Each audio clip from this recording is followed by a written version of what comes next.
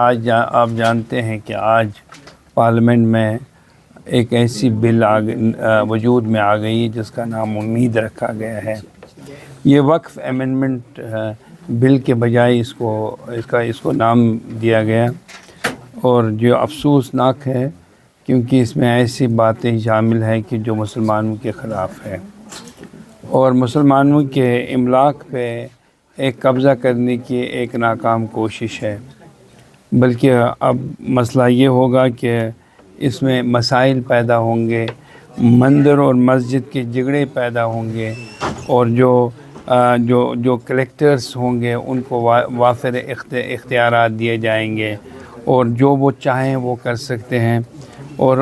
دراصل بات یہ ہے کہ یہ is a start of war against Muslims, یہ مسلمانوں کے خلاف شروعات ہے جنگ کی۔ بلکہ میں یہ کہوں گا they want to unfurl the banner of revolt against Muslims and deprive them from the basic rights۔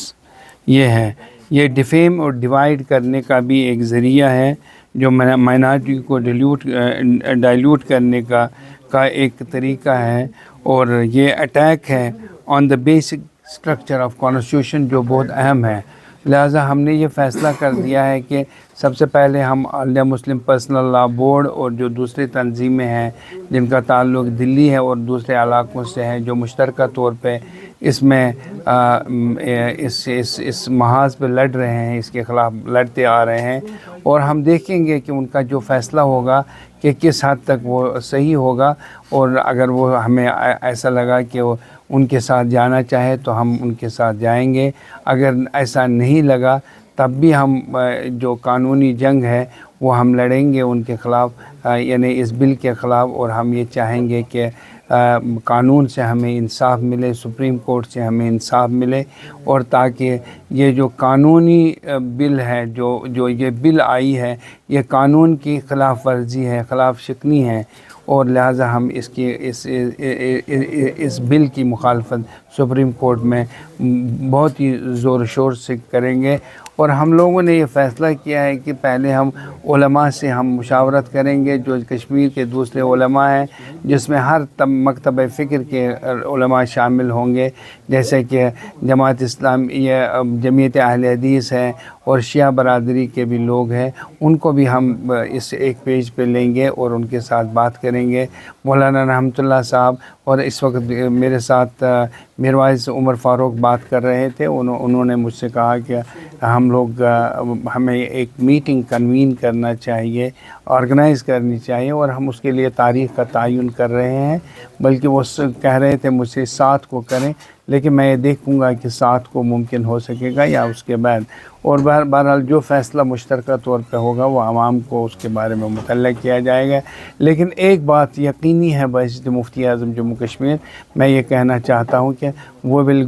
knock the doors of Supreme Court، ہم جائیں گے اور باضابطہ طور پر انصاف کے لیے ہم لڑیں گے، کوشش کریں گے، کیونکہ یہ مسلمانوں کے املاک کا سوال ہے، مسلمانوں کی جائیدادوں کا سوال ہے، اور یہ اس میں باضابطہ اب غیر مسلم لوگ بھی دخل اندازی کر رہے ہیں، اور اس وقت بل جس کو امید کا نام دیا گیا ہے، اصل میں یہ نا امیدی کی ایک شروعات ہے، اور لہٰذا مسلمانوں کو ان جیسے ہتھ کنڈوں سے خبردار رہنا چاہیں۔ مزید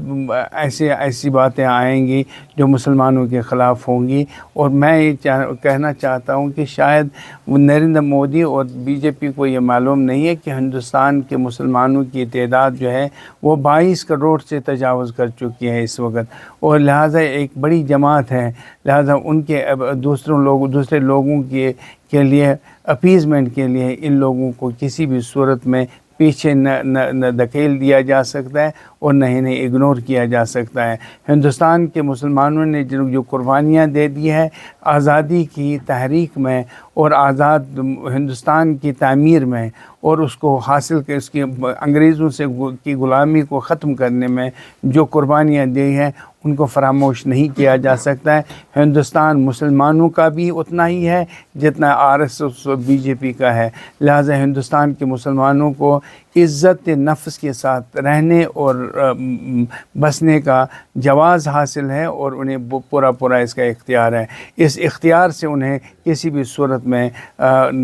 یہ اختیار ان سے نہیں چھینا جا سکتا ہے۔ یہ کہنا چاہتا ہوں 288 کے مقابلے میں 232 لوگ تھے جو پارلیمنٹ کی نمائندگی کر رہے ہیں، جو پارلیمنٹ میں مسلمانوں کی نمائندگی کر رہے تھے، 232 ان کی ہیں۔ یہ کتنی تعداد مسلمانوں کی بنتی ہے؟ یہ کتنے، چلیے مسلمان نہیں ہیں، دوسرے لوگوں کے، دوسرے طبقوں کے لوگ، دوسرے فرقے کے لوگ، 232 is a largest number, is not a small number. آپ تناسب کے اعتبار سے دیکھیں گے، اس کا مطلب ہے کہ تقریباً 45% لوگ اس کے خلاف تھے۔ سپریم کورٹ کو یہ تو جاننا چاہیے کہ 45% لوگ جس بل کے خلاف ہوں، اس بل کی کو کیسے پارلیمنٹ لوگوں پہ ٹھوسا جا سکتا ہے۔ مسلمانوں کو متحد ہونا چاہیے۔ یہ نہیں ہے کہ یہ وہ دلی میں رہیں گے، ایک بٹیں گے، چھوٹے چھوٹے دھڑوں میں بٹیں گے، چھوٹے چھوٹے فرقوں میں، یعنی جو ٹولیوں میں بٹیں گے، وہ نہیں ہے۔ آج جس طریقے سے بی جے پی والے اور جو RSS والے متحد ہو کے مسلمانوں کے ساتھ لڑ رہے ہیں، اور ہمیں بھی قانونی طور پہ ایک متحد کو قوم بن کے سامنے آنا ہے اور مقابلہ کرنا ہے۔ ہر لڑائی کا ہم نہیں چاہتے ہیں کہ ہاتھا پائی کریں یا کوئی فرقہ وارانہ فسادات ہوں، بلکہ ہم قانونی جنگ کے ذریعے سے ان کو ہرا سکتے ہیں۔ املاک کو لوٹنے کا ایک ذریعہ ہے، یہ محض ان کی املاک پہ قبضہ کرنے کا ایک جائز طریقہ بنایا جا رہا ہے، تاکہ ایک legal plunder their wealth in a very legalized manner۔